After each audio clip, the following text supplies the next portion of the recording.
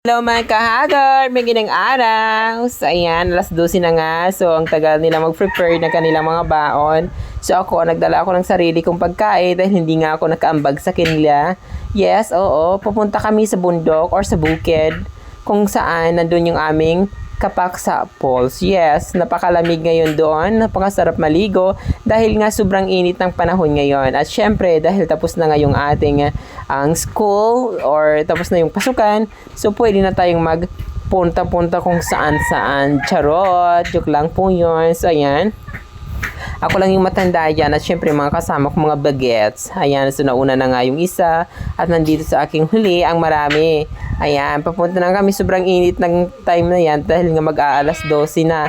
Syempre, ayan, yung iba nagdala ng payong, yung iba naman is naka-jacket at nagdala ng mga towel, tuwalya. So ako, grabe, wala akong dala dyan kundi yung aking sombrero lang. So ayan, nagpa-picture pa nga sila and ayan na nga, binibilis-bilisan na natin dahil nga grabe talaga yung sobrang init talaga ng panahon.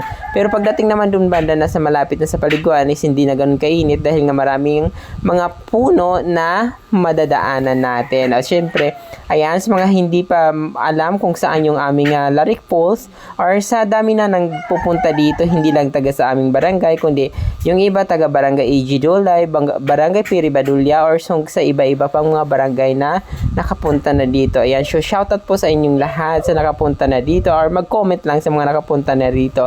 Syempre, dahil nga sa init ng panahon ngayon, so kailangan natin magtampisaw or kailangan ng katawan natin ng lamig. Syempre, 'di ba? Hindi na puro init dahil kailangan din natin ng lamig ng katawan, lalo na ngayon na summer na ang atake ngayon. So ayan, nakikita naman natin medyo hindi pa tayo nakakarating doon sa ating papaliguan. Mayroon na tayong sapang nakikita. Grabe ano. Ayan na nga, so grabe ang lamig ng tubig dyan sa sapa. So malapit-lapit na rin kami. Isang bukid na lang na aakyatin namin at pagbaba dyan is dyan na malapit-lapit. So ayan, yung iba akala nila dito yung dun sa kabila yung daan. So, muntik na sila maligaw. Charis, ayan na nga. Dito na kami. Malapit-lapit na dito yung aming paliguan or sa Laric Falls namin. So, ayan. Grabe, ang dami pala namin kasama. Hindi lang pala kami. Ayan, fast forward tayo mga kahagard. Malapit na nga tayo. Nandito na tayo sa exciting part dahil malapit-lapit na nga ito. So, ayan na. Nauuna na nga yung ating mga kasamang iba. And yung iba naman nandun pa sa likod. At yung iba naman ay papunta pa lamang. So, ayun na nga. Huminto muna tayo dito para mag-picture-picture muna. Ayan. So, pagkatapos natin mag-picture-picture dito kasi ang ganda ng view. So, papunta na tayo kung saan tayo maliligo na mismo. Ayan. So, tara na. Let's go na mga kahagard. Ayan. Ang gaganda naman talaga naman ng mga kasama ko dyan. So,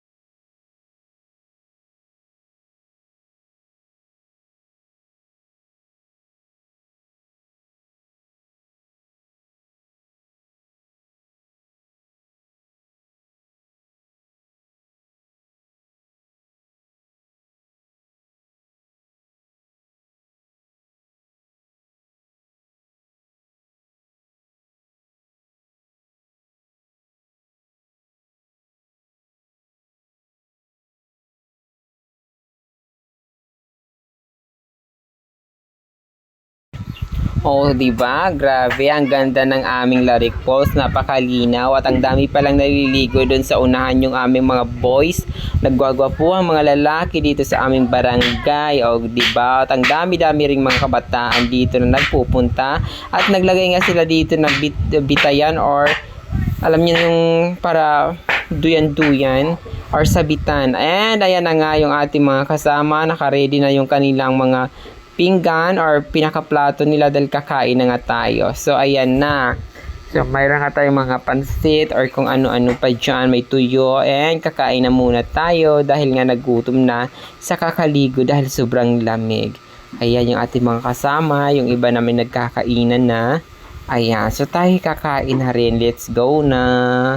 And of course, dito na nga patapos na yung ating vlog muna. And mayroon ngayon dyan mga kabataan na sila lang din ang kumakain, nagbudol pies na sila. And of course, pagkatapos natin kumain, naligo na ulit and hanggang dito lang muna yung ating vlog for today. So maraming salamat. Hopefully nagustuhan yung ating vlog.